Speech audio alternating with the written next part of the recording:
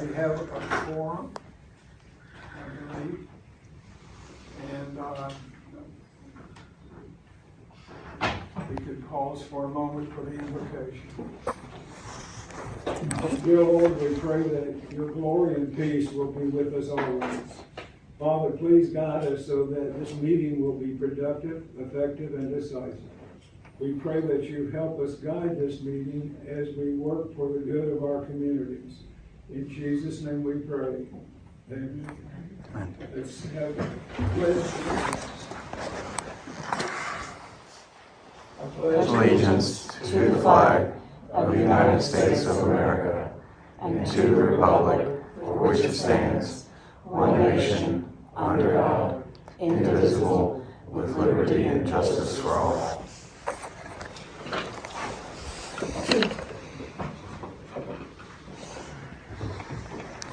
The next item on the agenda is our rules of procedure.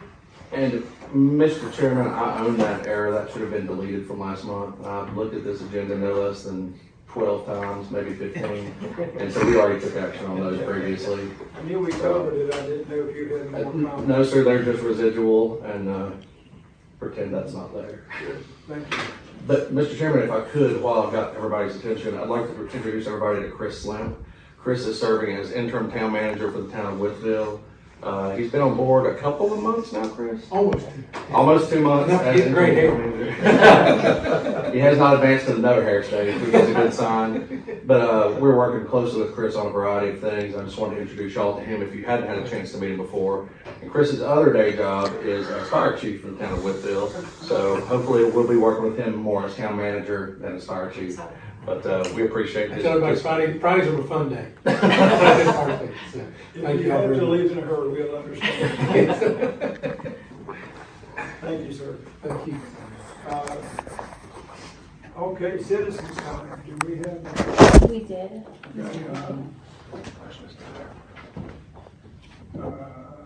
I'll get him. Oh, we need to be let in. Yeah, I'll let him. Oh, Tony? yes, Tony. Yeah, what's your last name, sir? Floyd, F-O-O-Y-D, 4900 East Lee Highway, Max Meadows. Good. I didn't come prepared for anything. I didn't even have the agenda, but I just wanted to put on the record that I showed up for here because I've showed up before, and I just want to be present. And I know it's important for people to show up. I know you don't get very many people, and so I just want to let you know I was here and just be considerate of all the opinions and thoughts of the citizens of the county and any decisions that you guys make. And you know, they should be first over profits and corporations and business entities. And I understand the importance of economic development in this locality, but we have to balance it, and just please be considerate of everybody's opinions and thoughts. Thank you. Thank you, sir. Yep. Thank you for coming and taking your time. Of course.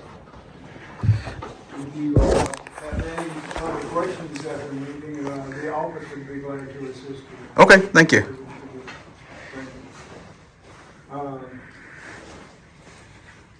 Approval of minutes, everybody had a chance to read those? Do we have any, do I have a motion? Second. We have a motion and a second, thank you. We need a voice vote on that. Yes, ma'am. I share case. Michael Cole. Bobby Engels. Mark Fulton. Next item is financial reports and invoices. Mr. Chairman, as treasurer, I did not really have any questions. I probably should have discussed this with Mr. Manley before, but I just wanted to, I did notice that marketing and development, I guess, was quite a low percentage of budget at this time of year. And I was wondering, are there some upcoming things, or is there a reasoning that hasn't been? Yeah. And I hate to put you on the No, spot. not at all. It's a I know. very reasonable question. These often come out in big chunks. Right. And when we've done some advertising in various guides or publications, so you'll probably see some chunks come out over the next few months.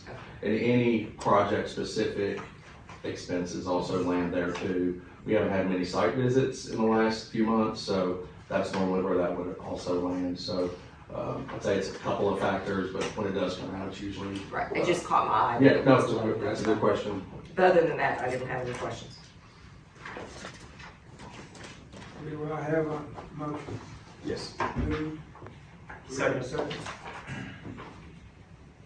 I, Dennis Manning. Jeff Lucas. I share a case. Aye, Michael Hall. Bobby Ingles. Mark Bloomfield. We have voted on the approval of the financial reports. Next item we have is staff reports. All right, you guys should have a copy of my staff report in your packet. First thing I want to visit with you about is 140 South First Street. After however many months of Monday emails to our roofer that is under contract, they're now sending me weekly Monday emails, letting me know that you are still on our calendar. We're waiting for weather to get the roof done. As soon as the roof gets completed, we'll know how much money is left in the stabilization fund to go ahead and do the storefront windows and the construction power. We have one proposal from a contractor, and we've got another group of contractors that have been sending their different departments and partners over the building to try to put together a quote. We anticipate that to be in hand within the next. They were trying to get it to us today, so we can share those with you at the board meeting, but anticipate it within the next week or so. So we're excited to have a little bit of progress after feeling stagnant for as long as we have. We do have another grant, 2 grants, I guess, that we're gonna be shooting for over the next little bit. But we've also been visiting with lenders to kind of understand what our options are as we put this final package together and get ready for the construction phase. So, look forward to sharing more positive news with you on that project. Does there have to be bid out? Not under state law, it does not, but we do have a fiduciary duty, obviously, to make sure that, proposals are reasonable. We can accept proposals, or we can do, there's a variety of ways to source the work, but we, as far as that traditional advertising, that sort of thing, though. We've worked with DHCD and Virginia Housing to work through as many contractors as they've worked with in the region. We've had, I can't tell you how many folks come and look at the building, and out of all of the rounds of contractors that we've had come work, we've only received the one proposal. Yeah, which surprises me, to tell you the truth. I would have thought it would have been a more interesting project. That's all. We're gearing up for the career fair that we do every spring, where we bring the students in the morning and the public in the afternoon to, one, showcase to the students what kind of jobs exist in the community, and we continue to add more and more engagement activities to make them go talk to the employers and learn more about those jobs rather than just circling the room. Becky Fisher's leading that up with the component with the schools, and she'll be going in and visiting with the schools to help get those students prepared. I guess I'm more on the administrative side of things, but we're looking forward to that. It's going to be on April 21st. And what we typically do is list all of those positions and all the companies that are coming on the Neighborhood Pride website. So even if folks aren't able to attend, they can see what kind of jobs are available and apply for them, either directly to the company, or a lot of times they'll share links with us so they can apply online. Do you know how many employers you're expecting, and is the number up or down this year, or? So we haven't put it out to employers yet. That'll come middle of next month. It'll open up. We know we were down last year. Every time we have a business solutions unit meeting, we talk about who's hiring, and that number's down, but we still have folks that are looking for specific skills.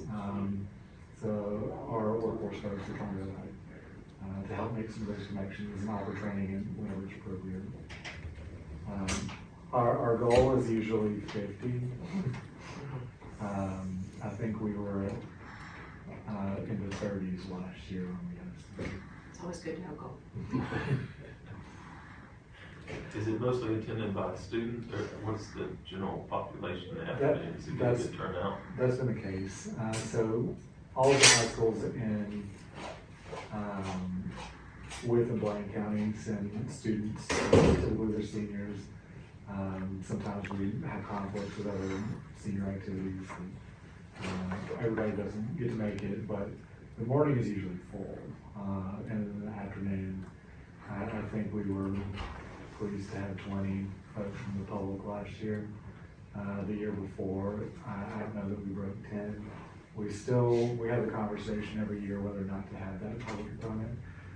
Understanding that it's afternoon isn't necessarily the most convenient time for folks to make it to a career fair.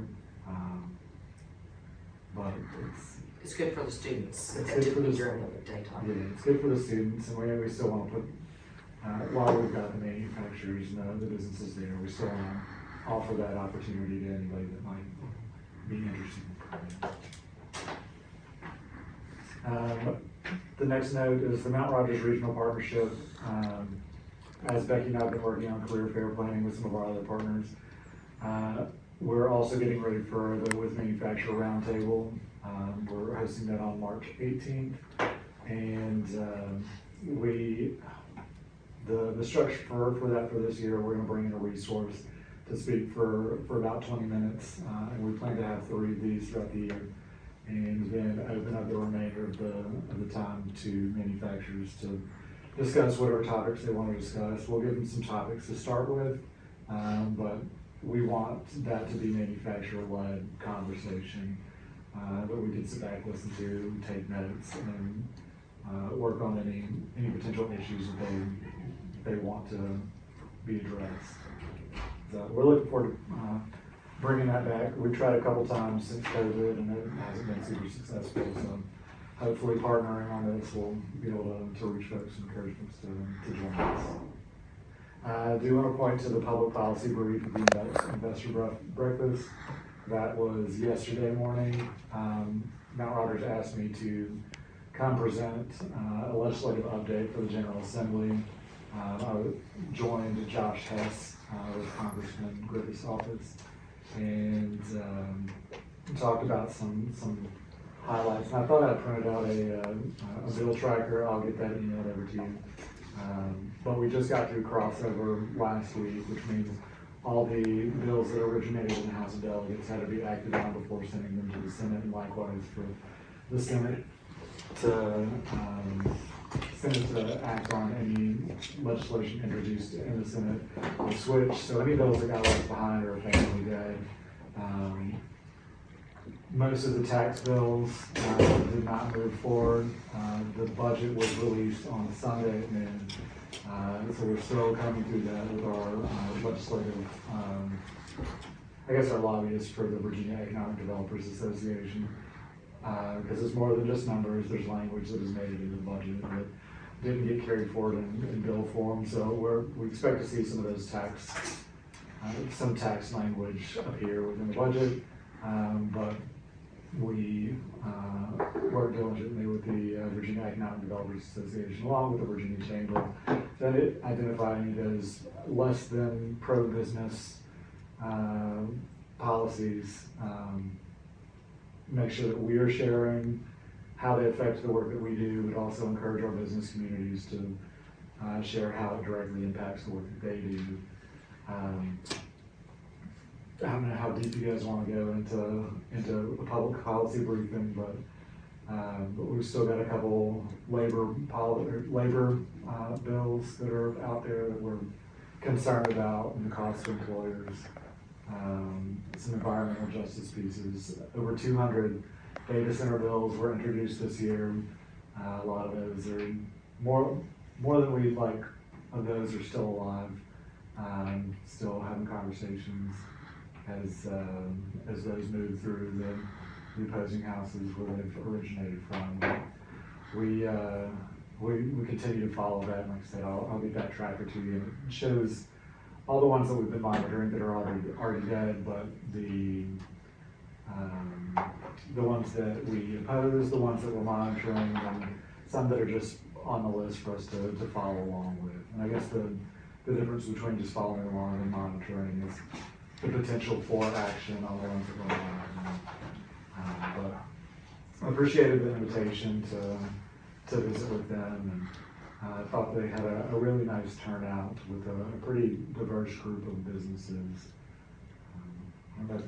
Yeah, no, I would add the geographic diversity of the businesses was really nice. It was New River Valley, all through this sort of economic development region, Grayson, all surrounding communities, all sorts of types of businesses. And interestingly, a lot of their investors came, some of the private sector supporters of our regional economic development organization.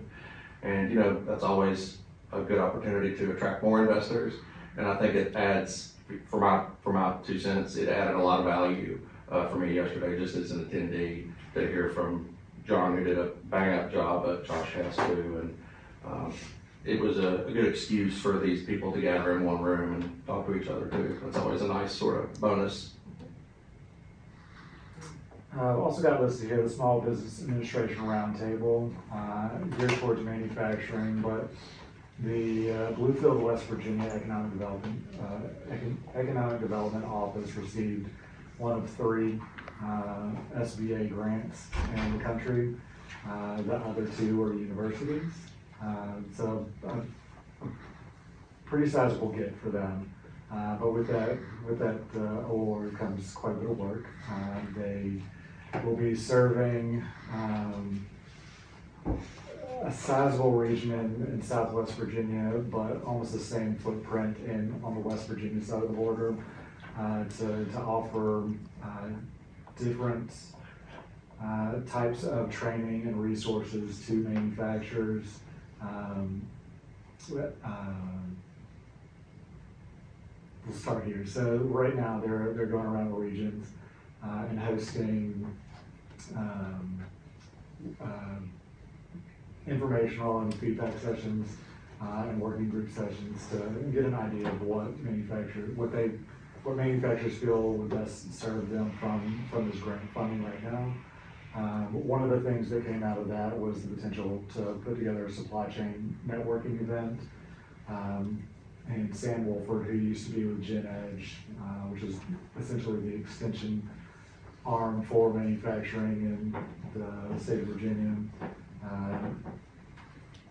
wanted to ask if I would help put that together. I guess he's participated in our business resource symposium for the last couple of years. So I anticipate having an event later this year that I guess we haven't gotten far enough to know exactly what it might look like, but to bring in different businesses from around Southwest Virginia and Southern West Virginia to identify if there are any needs. Like during COVID, we had several businesses across Southwest Virginia that were buying steel, and with the price of steel fluctuating at that time, the businesses got together and collectively they bought X amount of steel to reduce the cost to each of the businesses.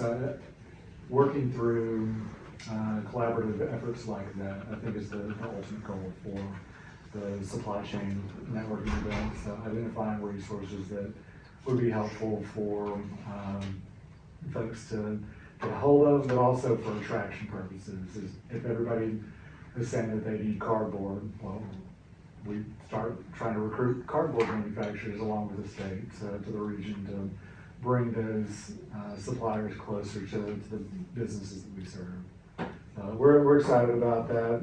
Again, that's going to be a big lift for their office. I know that our office couldn't handle that, but we're going to support that as best we can. If you guys have any other questions about what's listed on my staff report, I'd be happy to answer them. Otherwise, I appreciate you all. Thank you, John. Like John, I had to write a lot down this month just for the assortment of activities that's been going on, so forgive me if I need to read a few things. Mr. Chairman, I would say, I'll start with the pipeline of new investment projects. I would say it is very low at the moment. That doesn't mean that certainly won't change sometime soon. Conversations around tariffs and international sort of trade dynamics have a lot to do with what that looks like for us. Certainly the readiness of Lot 10 that we're going to talk about in a minute, and the Blue Star property and other properties have a lot to do with also what that pipeline looks like. The more sites that are ready and are available means you're going to be talking to a lot more prospects. And so while we have some that are getting ready, as far as like good quality, large graded sites, we don't have that right now. And so we're working toward that, as y'all know, we have been for quite a while. Secondly, I want to touch on Blue Star, especially since I just mentioned it. Through council, we recently sent a letter to their management team requesting a conference. Stephen Bear and I, along with our attorney, Jim Cowan, met with Scott Mayer and Victor Galati of Blue Star and their counsel, Anthony Anakeef. The Blue Star performance period will be coming to an end in about 13 months, plus or minus.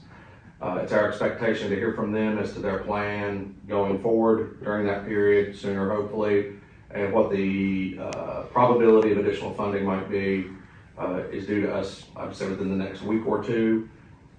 We certainly all know it's been a very long process since we initially engaged with them. And I'll say loudly that the lack of federal funding for the follow-through has been rough on all parties. It's not been what was anticipated. It's not been for any lack of participation or activity on the part of the company, but it also has not moved forward in the time we hoped it would. So I'm hopeful this plan will clarify a path forward, and we'll keep you all apprised of that. The third item, as everybody knows, especially my friends from the town and county in the room, it's budget season. We have been working on a budget off and on since December, and after our treasurer, Ms. Case, had a chance to give it a look, I went ahead and submitted that funding request to all three localities for the coming FY, which somehow or other is 2026 and 2027. We will have a budget hearing later in March with Board of Supervisors, and we typically hear back in May or June on this, and then generally speaking, we tend to adopt a budget at our last meeting of the fiscal year, generally the end of June for the coming year. We'll be scheduling our biennial mandated FOIA training soon. We're working on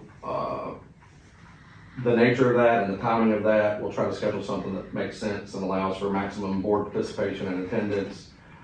Jessica and we are all looking at the guidance from the Freedom of Information Advisory Council on the best way to carry this out, especially when we have folks at work. And I know last time we did it, we started our meeting early and had an attorney come from the Virginia FOIA Council. We may do that again, depending on their availability. But I want to let y'all know that's going to be coming up. And for the last part of my staff report, we certainly got plenty more to talk about as the meeting goes on, but I'd like to take a minute with your indulgence and speak about confidentiality and economic development. I bring this up because at a grocery store or a ball game, you might well be asked why we do what we do, why we do our work like we do. Recent conversations regarding the announced Solus Arcs project in Progress Park have highlighted a fundamental part of our work, and that is the expectation of confidentiality. Whether we are assisting a local business expansion or recruiting a global firm, confidentiality is the professional standard. Just as we wouldn't share sensitive details about your neighbor's business or their company's internal plans, we don't share proprietary information for any prospect. In the competition for jobs and investment, this is the global rule of engagement. Confidentiality is about a climate of secrecy. It's about protecting a company's competitive advantage. We always must, however, balance the public's right to know with that private sector need to compete. However, simultaneously, we have to be honest about the stakes. Transparency means very little if our citizens are unemployed or we lack the tax base to fund core services. Another way to think about it is like this. If Wythe County cannot guarantee a secure environment for a company's business data, they won't change their plans. They will simply move those jobs and that investment to a community that will. Our local community has grown and jobs have been created by projects with code names. $40 million plus expansion as Klockner was known as Project KP 2020. A major expansion at Musser Lumber was known as Project Groove. The recent addition of equipment and jobs at Dutchess Dairy was called Project Jersey. Going further back, one of the first projects I worked on was named Project Copper. That became the expansion of the company in Fairview that was then known as Schaffner NTC, that's now known as AQ Transformers. Not a one of those projects would have materialized unless professional standards were followed. This was all true when I started doing this back in 2014, and it is still true today. Our team is made up of earnest professionals dedicated to ensuring Wythe County citizens have the opportunities they deserve to work, to raise families, and to build a future here at home. If we do not participate in these industry standards, we don't just lose projects, we give away our future prosperity to the communities that are ready to compete. So I'll stop there on my staff report, Mr. Chairman, and thank you all for listening. Any questions? Okay, thank you. Next items are project update. Alrighty, coming first under that is the Lot 10 development project. I've got a pretty good update to share on that one, thankfully. Let's see here. So the weather that we all had enjoyed over the last several weeks put off the geotech boring work. When I say boring work, I don't mean like snoozing work, but boring work that needed to be done in the park on our site. Our third-party reviewer determined that that was needed in addition to all the geotech that had been done previously. I'm under the impression that's being done imminently, and that's what I believe is our last step before the environmental permitting goes forward with DEQ. So there will be a final review by that third-party reviewer, and then they're turned in for final approval. I think our project is relatively on track. I don't think I brought a handout on this one, but we went over the timeline, I think, last month, and I'd say we're within a couple weeks of what we have planned on. We did receive a proposal from Dewberry on the bid and construction management that we'll be discussing a little bit later. Our engineers are engaged with engineers from Appalachian Power on the relocation of some power poles that are on the very northern sort of end of the site. I certainly turned them loose to work together because I don't need to be gumming up those works when they can speak engineer to each other. We're hoping for a quick resolution. We don't think we'll have any great bearing on the plans for grading or anything like that, but there has to be coordination with the power company, certainly. Bottom line is we're hoping to get this out the bid within the next, I'm hopeful, month or so. Maybe I'm being a little ambitious, but we're only at, as I mentioned, a couple weeks behind, so I think we can make that up based on the proposal we've received. Several companies, more than a handful, have reached out in the past couple of months to express interest in submitting proposals for the work. So I'm hopeful we get some compelling bids so we can move forward. Tomorrow, in fact, Jessica and I are going to be working on a reimbursement request to both the Commonwealth and the county to help replenish our coffers for monies expended in phase one. And yeah, we're well within our budget is the short story, and that's where we like to be. And we believe that we can carry over any surplus into the next phase, which is construction. So that's sort of the update I have on that generally, but I'm certainly happy to answer any questions. And we do have a proposal, potential contract to review in closed session. This is related but not related. What is the status with the Lovers Lane completion? What is the approximate date on that now on their work? Do we know? I want to say it's 2027. I believe that's the last. The last time I looked, it was either, I think maybe even the end of 26 now. I think they may have pulled it back just a hair, but I think it's either the very end of this year or the very first of next year. We had a prospect that asked that very question very recently. That's the only reason I'm up to speed.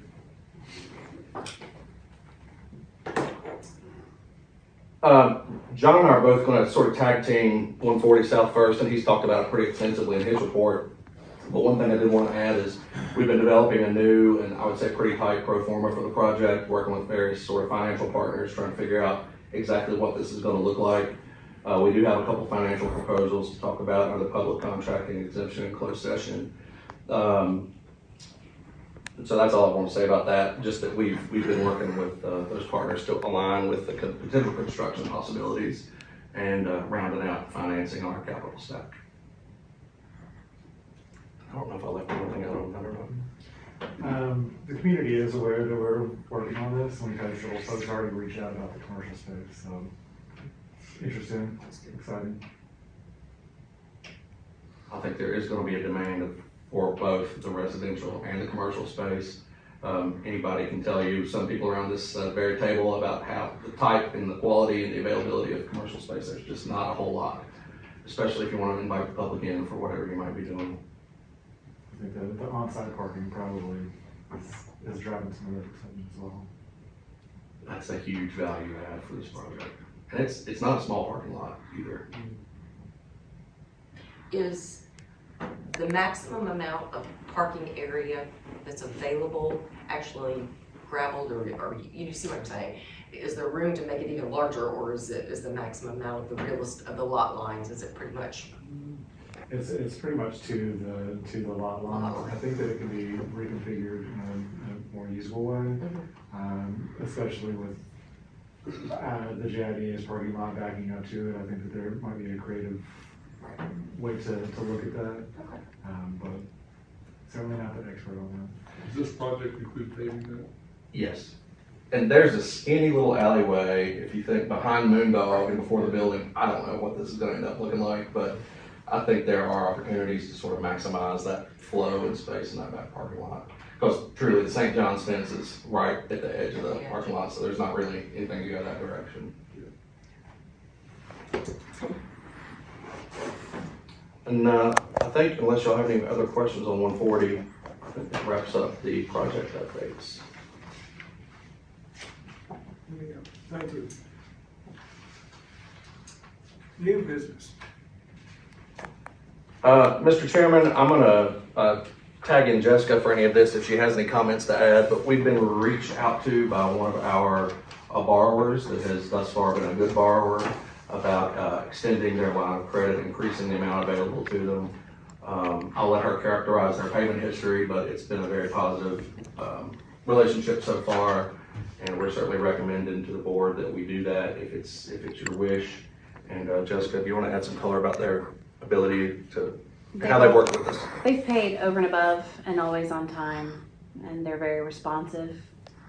So I definitely recommend them. But Do they have a copy of the letter, the request? yes, they have that in their board. Yeah, in your packet, there should be a letter from Odell's Landscaping. Should I see where they request the same percentage on the interest? And you know, frankly, interest has come down a half or a little more, and I think we have flexibility at the board's discretion how we treat that, especially this sort of renewal kind of period. So I'd love your input on what y'all like that to look like.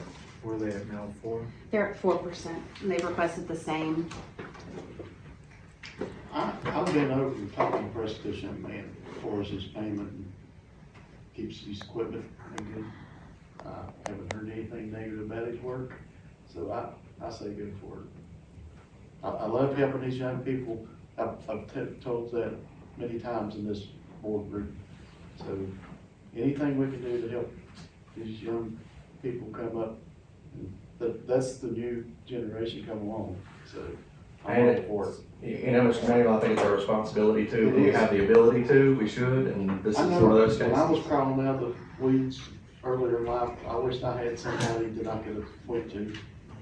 Well, remembering the purpose of why we make the loans. We're not a lending institution per se, so. I would agree. You need a motion? Well, what I would like is your thoughts on rate, if you have one, and then, yes, sir, a motion to approve the expanded credit line. If a new applicant were to come in today and we approved it, what would the rate be?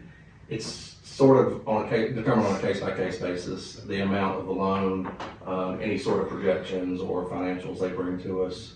So I'm not copping out, but it's really a holistic kind of conversation. Term definitely has something to do with that too. You say rating went down since his previous? I believe we're down a quarter, if not a half, since this all. I could fact check myself, but I'm pretty sure it's down at least some My percentage. recommendation would be to pass that along to him. I mean, if we can loan him this at 3.5% instead of 4%, you know, we're here to help. Why not help him to the full extent?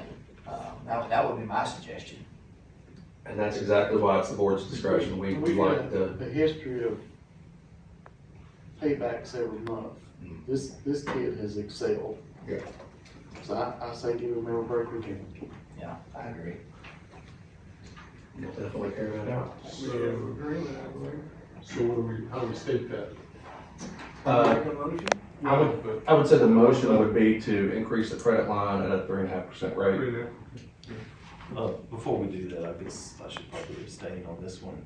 If anybody needs an explanation, I'll give it. I gave it before, but if you don't, it's fine, but I'll stay out of this one. I move we proceed. All right, do we have a motion? Yeah, I move we proceed with 3.5%. And we have a second? We have a second. Let's do a voice vote.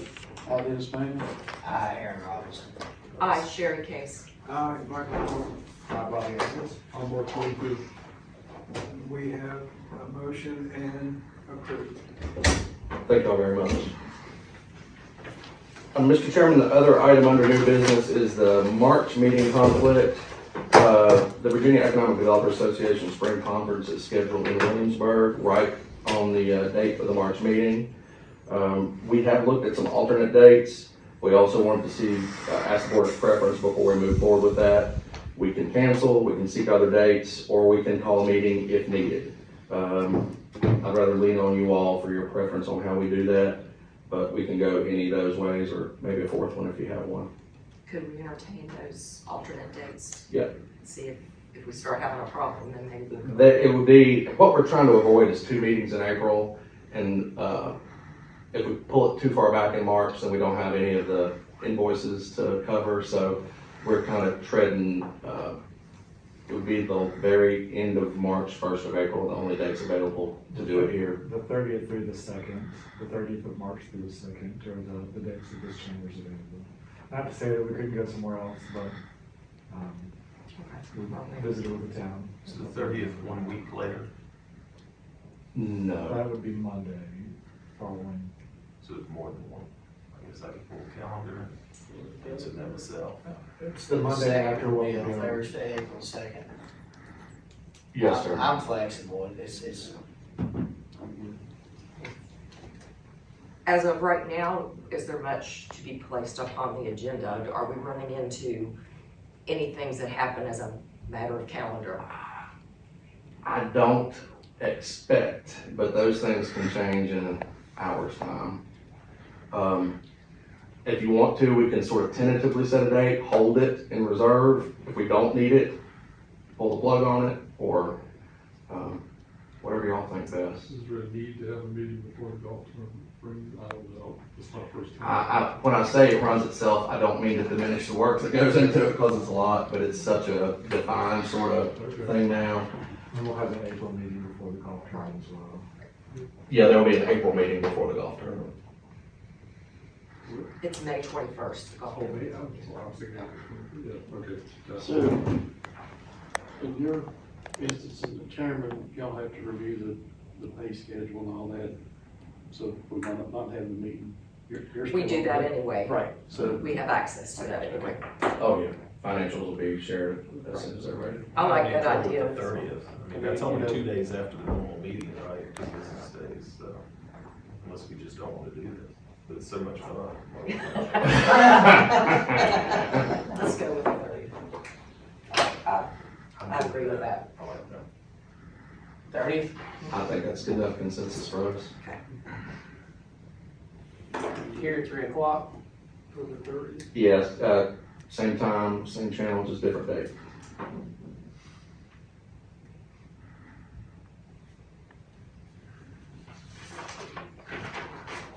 And Mr. Chairman, I believe, despite, well, unless you have any questions, but despite the early time, I think we're done with new business, and we're prepared for closed session whenever the board is.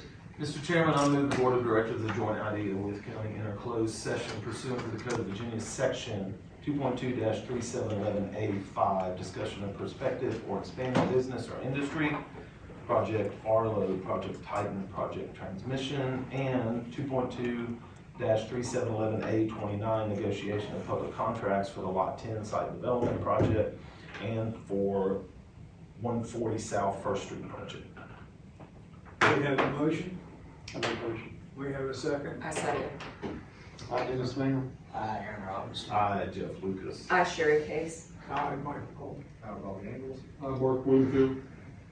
We are in closed session. To the previously announced exception to Virginia open meeting law and further certify that only identified matters were discussed in closed session.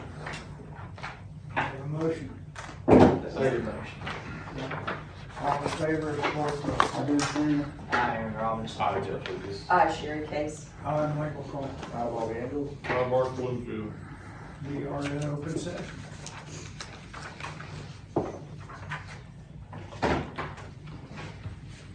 Mr. Chairman, I believe there are some motions.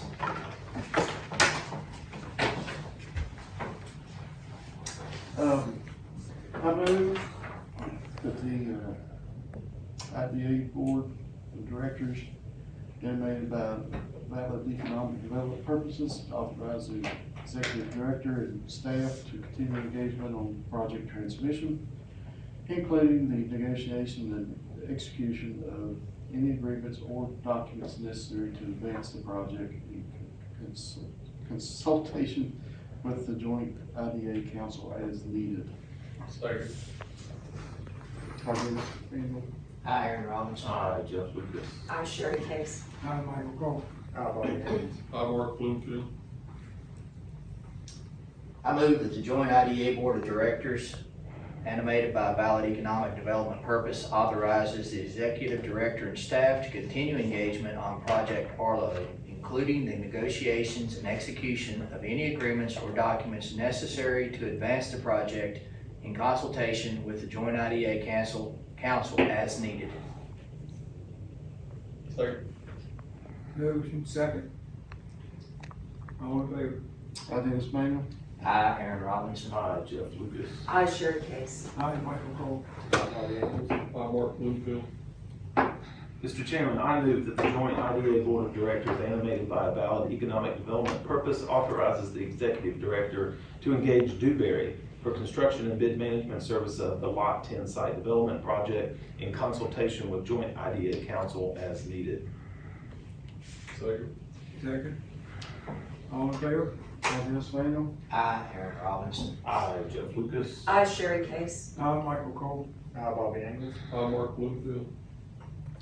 Mr. Chairman, I move that the joint IDA Board of Directors, animated by a valid economic development purpose, authorize the Executive Director and staff to negotiate and execute any agreements or documents with partners, contractors, or other necessary parties to advance the Progress Park Lot 10 site development project in consultation with joint IDA council as needed.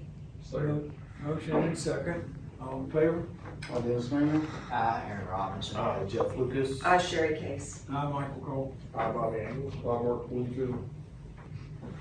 Mr. Chairman, I move that the joint IDA Board of Directors, animated by a valid economic development purpose, authorizes the Executive Director and staff to negotiate and execute any agreements, loan or other financial agreements, or documents with partners, contractors, or other necessary parties to advance the 140 South First Street redevelopment project in consultation with the joint IDA council as needed. Second. Moved and second, vote. I, Dennis Mingham. Aye, Aaron Robinson. Aye, Jeff Lucas. I, Sherry Case. Aye, Michael Cole. Bobby Engel. I, Mark Bloomfield. All right, thank you, board members, I appreciate that. I know we're about to adjourn, but I want to share some fun things with everybody. Industry Appreciation Golf Tournament, which we hold every year, is scheduled for May 21st. Sign up is available now. Reach out to any of us for that. Sponsorships are always available. Lunch kicks off at 11. Actual golf starts at 12. Usually have some fun prizes and a nice reception at the end. So talk to any of us if you have any questions, comments, or would like to play or sponsor. And last but definitely not least, and coming up in April, is our annual Tenure Awards Luncheon, where we recognize companies that have been in business in Wythe County in increments of 5 years. If you're able to come, you can let us know. And we look forward to all board members attending if they can, because that is also the same day as our board meeting. So you can make a whole fun afternoon of it if you'd like to. And Mr. Chairman, unless y'all have anything, that's all I have for the good of the cause. Does the board request anything else? I declare this meeting adjourned. Yeah.